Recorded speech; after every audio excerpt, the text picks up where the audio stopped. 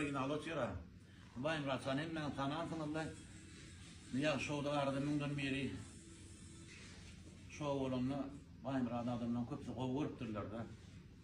Bize dergi komentaryalar yazdılar. Onların derli ödüm var bakıyla koyuneden bak burada gödü uğrak bulup duranım zan ettim bayım rada. Numarını takıp. Çünkü benim oğlunun kulaktası geldi ama sen koydum onun. Zan ettim bayım ratsa niye dedim kanikullu meniydi. Gelmeyen sana aydım yazıp verecek dedim. Hayır aydım yazacak dedim. Nurum meral sana açacak dedim. Yani maytayım onun beylik ne yazdı ya? Ne yazdı ya? Şöyle sana aydım açacak dedim. Netip bolsa var ya şunu. İle veliz yerlerden düzedip netip bolsa koyduk ödüm sana aydım yazıp verecek.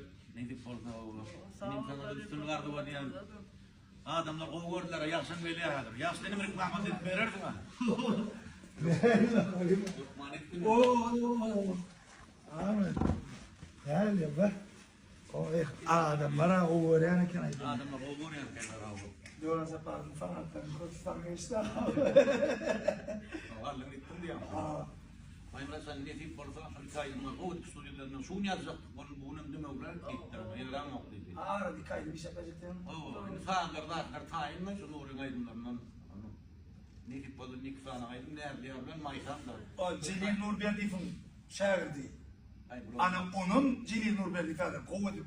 Lanet çektiler o tarafından. O Celil buradaydı yani hava bir de. Benim burada çıksın da ne tip bolsa o. Adamların listesini kovurupdurlar o. Yani her dakika bekbit vardı. Biz o bekbitne ulum olmam mümkün. Ölüm şol aklını bir sarın oğlum. Şonun birinci ulu çıkışı. Onun birinci ulu çıkışında var ya, şola yapıyor adamı. Onu da atayım. Anla kovurupdur. Üstünlük ilim var. Şunu mollani kedin ne me diyandır kan. Bak belki onun yani bir de maksadımız şey yaş lekinli oğulları ya bir ne okuyup açık okumak da ama da üstünlük arzu ediyoruz. Ama dedik bu belki şimdi yani geçen zamanlarda da mesela için indik turdan kaydıyanlar var ya.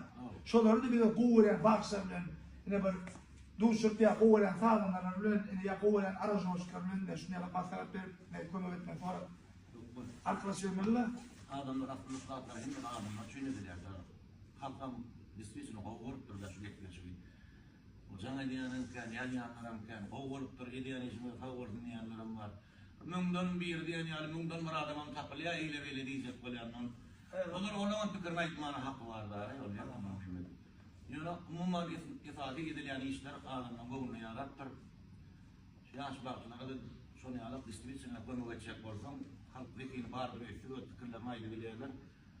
Benim ölümden bakıyla gördüm de var ya oynadan onun vayma sana bu. Böyle bırak olup durayım bağışlayayım zannettim da. Bu ne telefon mağazam ettim. Şu çıkarıya telefon ettim. Bayımran nomer versene ben şunu indike çıkışa çekerlerden ki aydınlarını öldürme edecekti. Evet imzan. Yöne adamı öğrenirken. Bundan beri ne olur?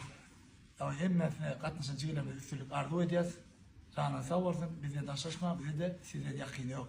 Sağ olun.